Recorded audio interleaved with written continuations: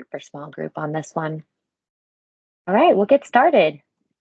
As always, this meeting is being recorded, so we will post it to our YouTube channel. So anybody who you want to share it with internally, maybe you aren't the right person to be kind of managing this, but checking out a feature that could be useful for the company. Glad you're here and excited to show you what we've got with the asset manager. Definitely a feature that I feel like a lot of people don't know about or haven't spent the time to explore it. So I think it's a pretty neat one. We're going to talk about within the asset manager what's related to that as far as user access goes and what you need to grant in order to get access to this part of the program. A little bit about the drop down setup in the administrator as well. Some things that you can do to modify how you're using it. And then we'll go through the actual process of setting something up, checking something out to a company or a project or a contact, how to modify and manage them, and a couple of helpful tips, hopefully, with some grid layouts. As always, there is a article on the asset manager in our help guide, so definitely go check that out. Everything that we're going to be talking about today, it's documented here. If there's anything we're missing, don't hesitate to reach out to us and let us know we're missing something, and we'll get it documented so that you do have a helpful resource to go through. But yes, everything we're talking about today should be in here. So let's get started. Again, for this webinar series, we're getting really hands-on, so we're going to be right within the application. Don't hesitate to speak up and ask questions. Get in that chat room. And let us know if you're using this, if you have any helpful tips, how you're using it already. Definitely share those best practices with the dealers that we've got joining us today. This is all for you guys. So if you have questions or comments or concerns, definitely reach out to us or chat into the chat room. So yeah, let's get started. Right. To get started, we're going to talk about the backside first. So for those of my admins on the call, there is a little bit of a setup that you're going to want to take a peek at. So in the administrator application file, e-manageONE administrator, you're going to hop in there. There is a right connected to this. You don't want everybody's hands in the pot when it comes to asset management. Same thing with inventory that we talked about last week. There are some rights that kind of control what people can access and what they can edit. So you'll want to get into the user records for those that will need access to the asset manager. And it's going to be under general. So if it's ungranted, you're going to hit that granted 0, and there should be a category for general. I'm going to show I always like to show little tips and tricks. If you don't, if maybe you already have explored the asset manager, if ever I can help share some other tips and tricks throughout these different webinars, I always find that somebody walks away learning something, maybe a little bit of a different topic, but I like to grab these little groupings and drag them off. And then you can apply a description filter using the filter icon and drill right down to a contains text filter search. And I can just type in the word asset and hit OK.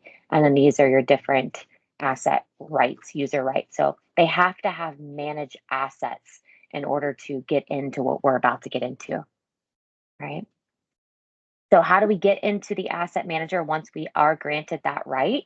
It's going to be under inventory. It's a type of inventory. It's product or materials, something that, we want to put into a system and manage where it's at, where it's going.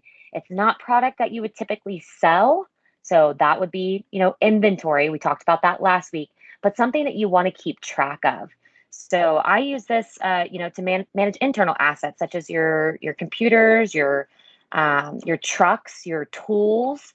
But it can also be used to manage things like product, external items such as demo chairs or loaned furniture. You can check out product easily.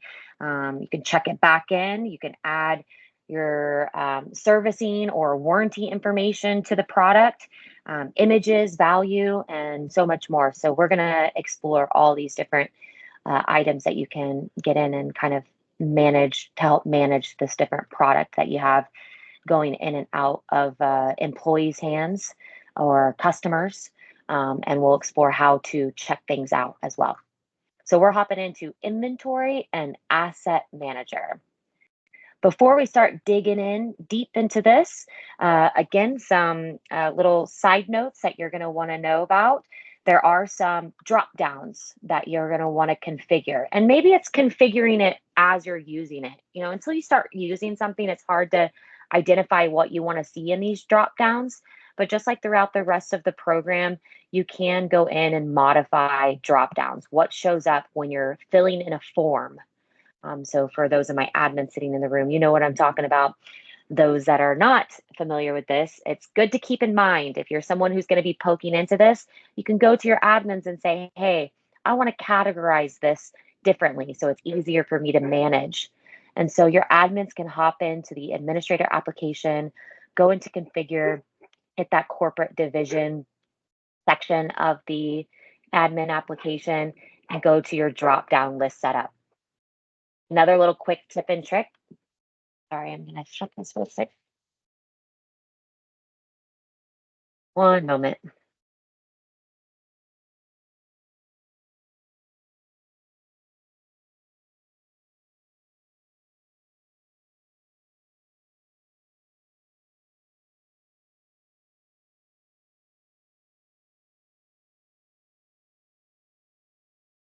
Apologies. My dog was barking. Didn't want that background noise to be in the video there. Distracting people is definitely distracting me. Sorry about that. Work from home life.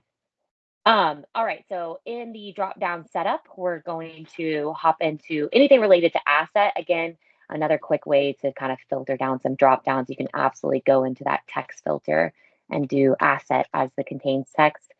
But you can see right up at the top here, these are the different asset items that you can control what shows up in the drop downs. So we have company asset divisions. I'm just going to go through these fairly quickly so you can get on screen kind of what we have set up in ours. If you don't have anything in these drop downs, you got to come in here and configure these first. But just different ways to categorize what you have going on in your asset management area of the system. Okay, so you can actually attach documents to assets, which is, maybe it's internal assets. So you want maybe to add a receipt to it. Maybe you have some service and warranty paperwork. Maybe you want to attach multiple pictures of an asset. We'll find here in a little bit, you can attach one image to the main asset screen. But if you wanted to attach multiple images, you could add it as a document. Maybe it's a contract or insurance paperwork. So just some different examples for those of my admins that are in the room. If anybody has any questions about setting up drop downs, prioritizing them, let's definitely talk about that offline. But we're not here to talk about drop down configuration, but you maybe want to chit chat about that offline. That's totally fine. Asset note types, you can add notes to assets. So again, just some different items that we have set up in our demo database, but you can control this fully. Asset statuses, this is where you can kind of say like if it's on demo, maybe it's just active or in your showroom. So we'll see these different types as we're actually putting the asset into the system. But main points here is, again, you can control it. So different labels on these things so you can manage it a little bit easier. So go peek into that. All right. So digging into what we really need to get through today is, how do we actually set up an asset? And then we'll talk about some helpful tips and tricks on managing it in just a moment. So pretty straightforward. Again, inventory asset manager is where I'm at if you're late to the party. And we're going to hit new in the top left corner. Pretty straightforward. We'll hop into a screen where we just are guided by different drop downs. So we're going to name the asset. I'm going to do just a demo chair, maybe. We'll just make something up. So we're going to call this a task chair. We're going to tell it how many we actually have. Okay, something to note, typically, we only have one of each type of chair. But something to note here, if you do a serial number, it will give you a warning that you cannot have more than one quantity if there is a serial number on this asset. Serial numbers are typically unique to each product or piece of furniture material. So if you put that in there, you may get a warning. But maybe we only have one. Then we have our division. This is asset division. Again, ways that you can categorize this different stuff that you're putting into the system. So maybe it's demo product. Maybe I'm using this to handle customer assets. This could be a way to do that. I would just say come up with some really good naming conventions as far as your name goes. Maybe the first part of the name is the actual customer name because maybe you're managing multiple customers' assets here, but this really is more designed for your internal assets. Like I said, your trucks, your equipment, and PCs and things like that, your servers, different equipment that you have. And this is going to allow you to attach a value to it. Again, that warranty information. That way we can actually keep track of what we have internally. I do find that it is really helpful for demo product. That's one pain point I've experienced firsthand in the dealership world.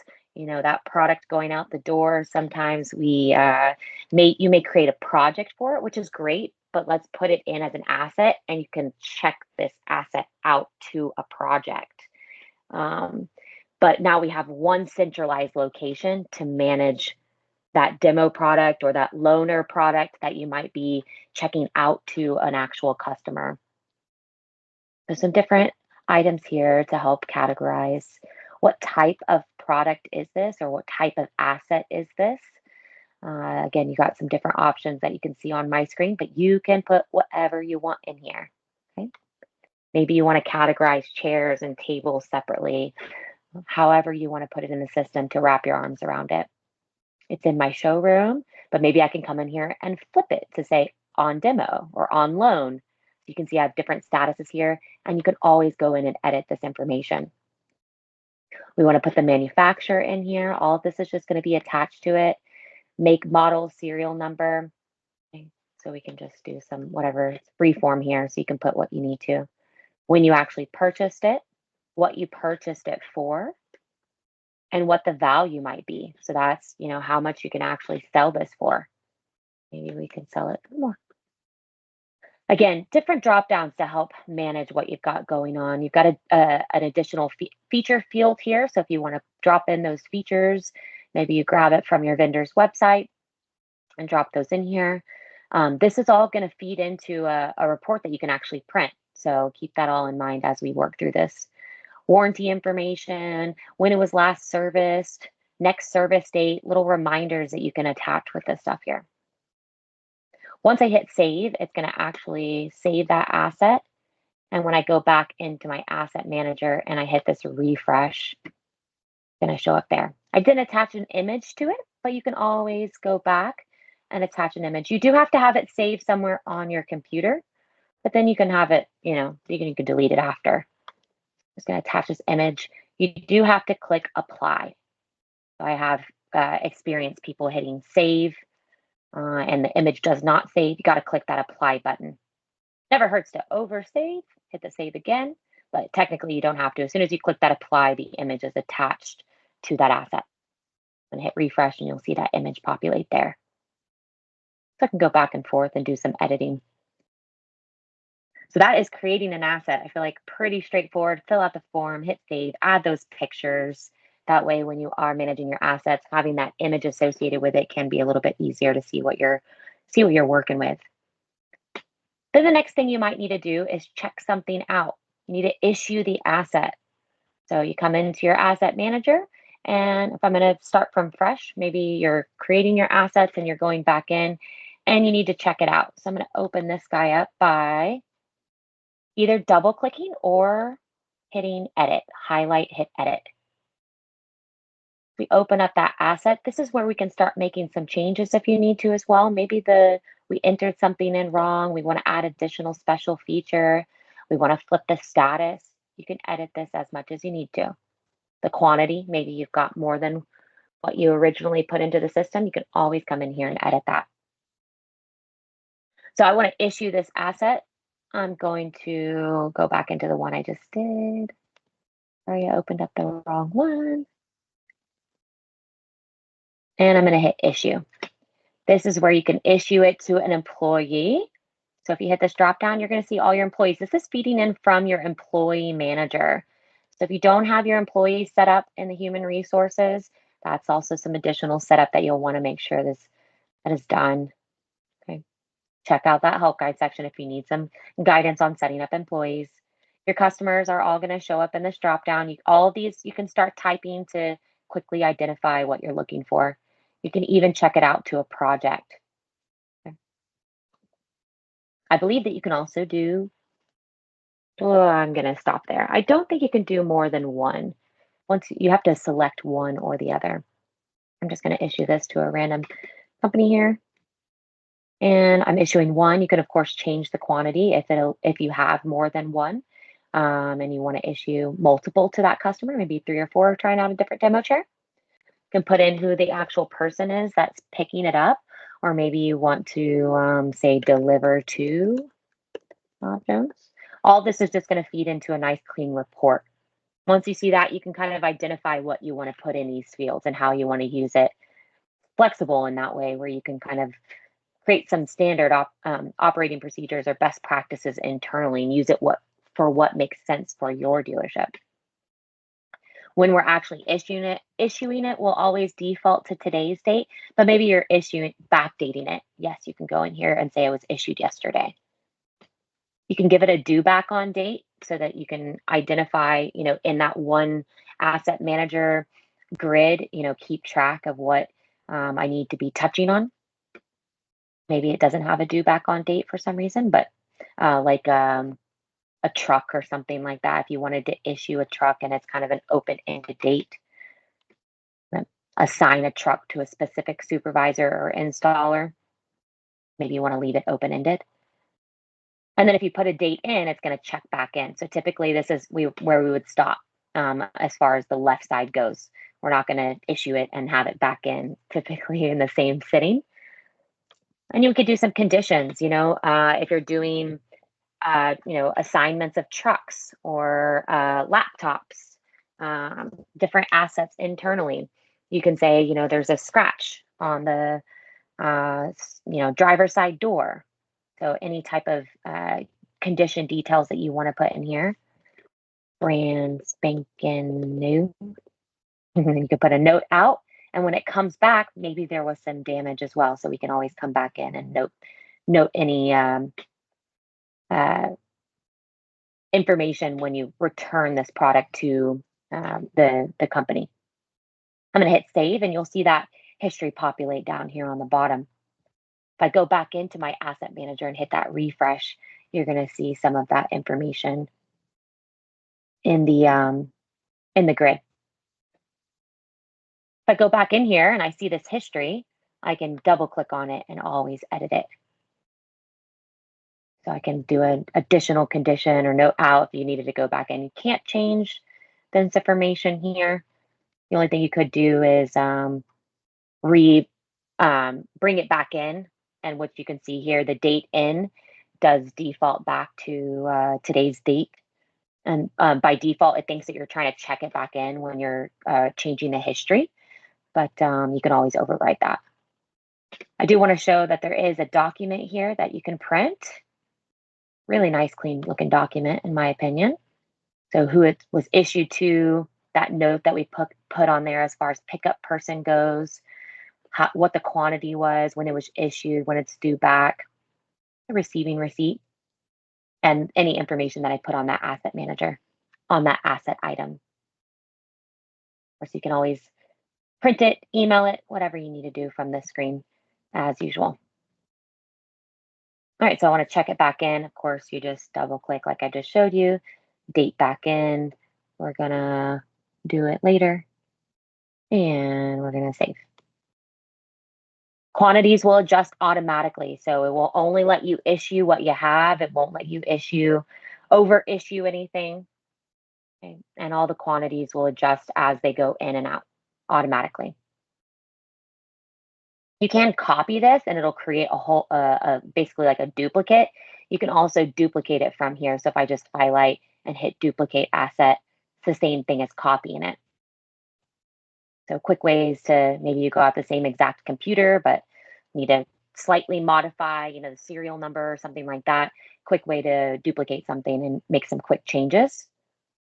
Of course, you have the delete button. I always say be careful with the delete. Rather than deleting, I might recommend typically to just inactivate it. So in the grid, in the asset manager, there is a checkbox here where you can just inactivate it. And we'll talk about some of these layouts that I have over here in just a moment. You can also print labels. So you've got, maybe you have 6 of the same chairs in as an asset in your warehouse and you want to print the labels. You can just highlight the item and hit print labels for selected, and it'll ask you how many labels you want to print. This is all documented in our help guide to get your labels right. There is some information in there, but if I hit OK, it opens up a Word document and I can print it on little actual stickers and put it on the bottom of the chair or table or what have you. So a couple different reports built in that are really nice and can be very useful. That was print labels for selected. What else? Any changes? I think I said if you need to make any changes, maybe update warranties, you can always come in here, double click and edit and save. So those are those buttons here. On the top section, you have some things like, what follow-ups historically, you'll see all your history here. If you added any documents, see, I think I have one here on this laptop. Again, I'm just double clicking to open or hit the edit button. And if I click documents, maybe you want to attach the receipt. These are asset document types, different than your project document types and your company document types specific for assets. But you can absolutely attach a document, maybe additional images, or like I said, receipts, contracts, warranty paperwork, all of that right here within the asset information. I can even create follow-ups, which can be really nice, especially for demo chairs. And you can assign it to multiple people or maybe just specifically the salesperson. Maybe it's the salesperson and the sales assistant, depending on who's going to be checking in with the customer on what they're thinking of the chair or what they're thinking of the loaner product. Absolutely create follow-ups. This works the same way as all of our other follow-ups. So most of you should be pretty familiar with this, but maybe you think about, some different follow-up types. Maybe I want to email the customer and check in on how they are liking this chair.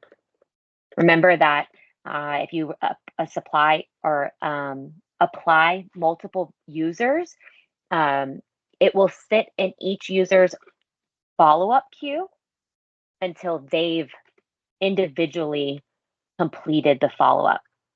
If you do assign multiple people, typically I would say we're seeing just one person assigned here. And we're just going to hit save. Adjust the dates if you need to, and hit save. That way I now have an area where I can make sure I follow up on these loaner products. You'll see a little different little icon for assets, and it'll connect it to that asset item.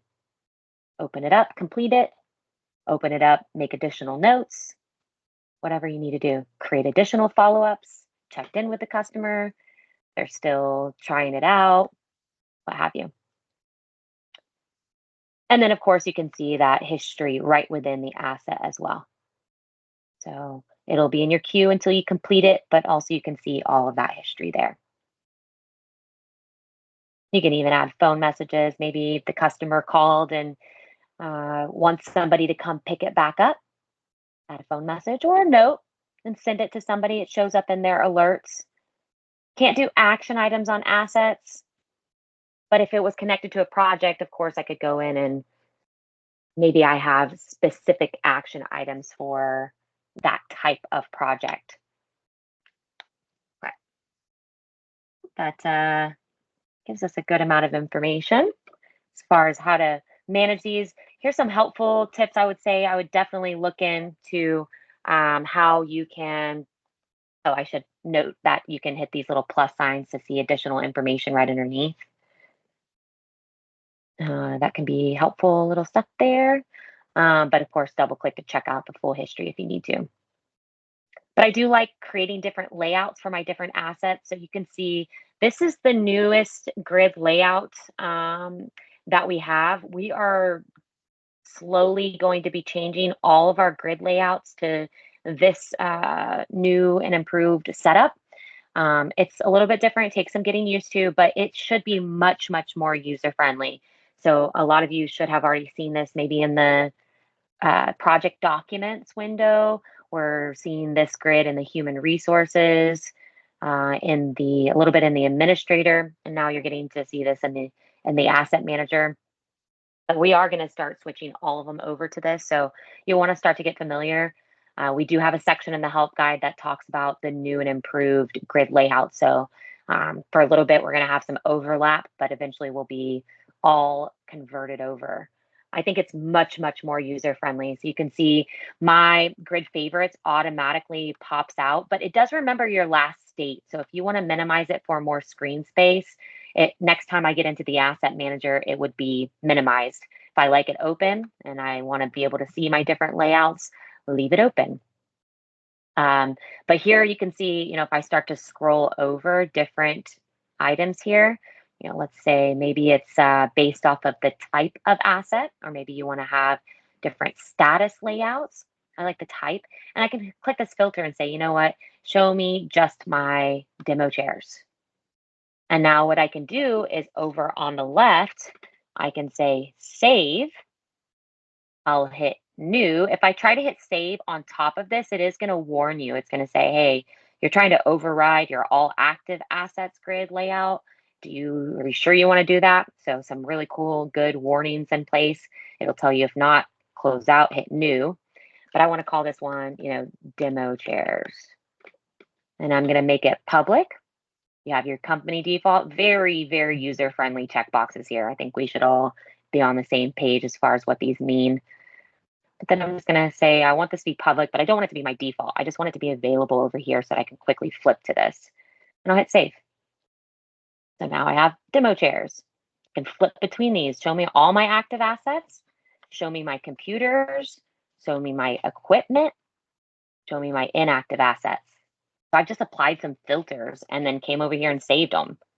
Of course, you can move some things around, make it larger, add additional fields, remove fields. You can still grab these and drag them off the board. Maybe you don't want the special features here. You want to drag that off. You can right click to see your column chooser.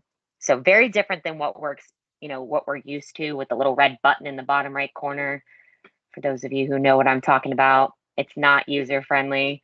But yeah, I can right click and say, show me the column chooser. Everything basically that I can do is up here on the actual column headers. So very, very familiar. It's like a lot like Excel. But you can see my column chooser down here to where I could grab this, maybe special features and put it back on there. Maybe I want my purchase price on here too. Again, right click, and you can see some different stuff there. Let's see, what else? Any questions so far? Mark's got a good question. Say we have a demo chair out on trial and the customer elects to keep it. Can it easily be converted to a quote? Really good question. Not at this time. So you're going to be doing a little bit of, I would say, not so much duplicate entry, but using two different features in the system. One that would maybe be in your inventory, because inventory is what allows you to sell that product. But this is a more of a feature to allow you to manage the ins and outs and who it's actually been checked out to. So two different features to round it all out. Hopefully that helps. More questions? I see some type in. Oh, I do have something to show as far as trucks go. So we've got our large truck in here, and it's labeled as a truck. I didn't actually poke into this before this demo, so hopefully this goes smoothly.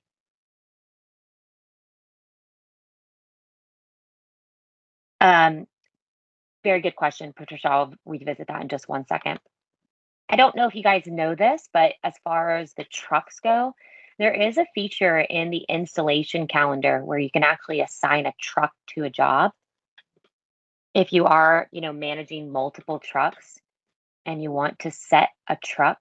So of course here you might have like truck numbers, truck 108, truck 109, not just like large truck, but you'll probably have a way to name your trucks. But you can actually assign trucks to a install item. That way you can manage that. So that's how they show up here. I know that that's a feature that not a whole lot of people are aware of or wondering how you use that. That is how you do that. I need to play with that a little bit more. Just got a message from my teammate. As far as, we'll have to look at that a little bit more. Yeah. Patricia had a good question. How can we allow sales to see the demo items without making changes? Very good question. Currently, that's not a possibility, but I like the idea. I don't believe it's a possibility, but let me follow up on that and see if there's something that we can do. Again, I think it kind of goes back, ties into Mark's question about having a demo chair out, but then the customer actually purchases it. You got to put it into a quote. So you're going to have maybe that demo chair also available in your inventory.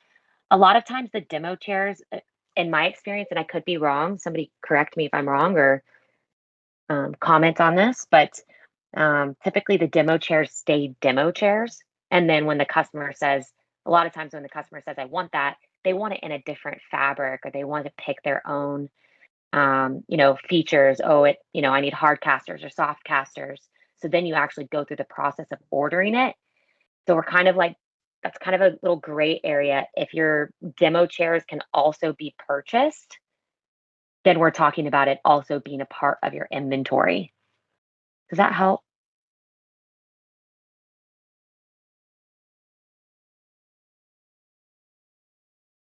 Perfect.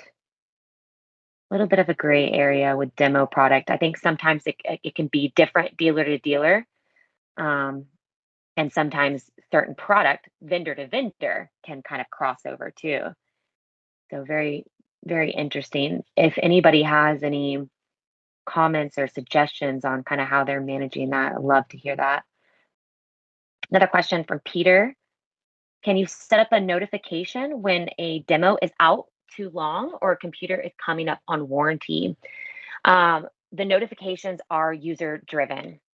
So you would have to go into the asset and set yourself up with an alert or create yourself a follow up. So kind of decide how you want to use that, or if you need to use a little bit of both. Maybe follow ups are more for like check ins with the customers, and alerts are to yourself. Hey, you know, this is a warranty is going to expire on this date. Other than just coming into this asset manager and being able to see this information here and creating yourself maybe some grid layouts that we talked about, expiring soon or expired. Maybe you create some type of filters to just quickly go into those grid layouts and manage it from this grid here. But yeah, the there's no automated alerts at this time, but I do really like that idea. Yeah, follow up in regular inventory, Patricia, is not a possibility at this time. So again, some of that gray area, it's tough with inventory. Um, you would probably just create the follow up on the actual project. Ooh, good question, Kelly. A day planner item for items due back. Um, ooh, my report expert, I don't think is on the call right now. Let's see what we have inside here. Mm, I like the idea a whole lot. So I don't think we have anything as far as analyzing.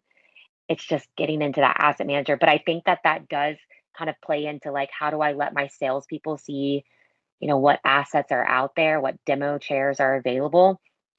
Maybe we build in a way to create some an- analysts on, I'm sorry, analysis on assets.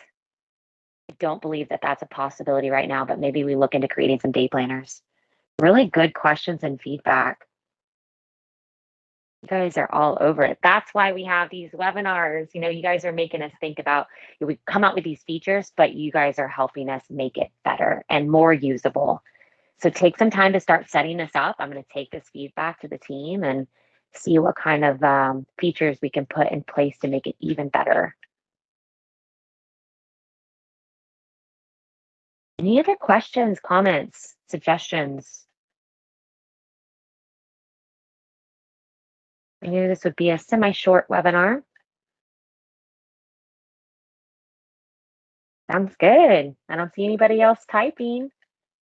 Feel free to unmute if you do have any questions. Otherwise, let you get back to your busy days, I'm sure.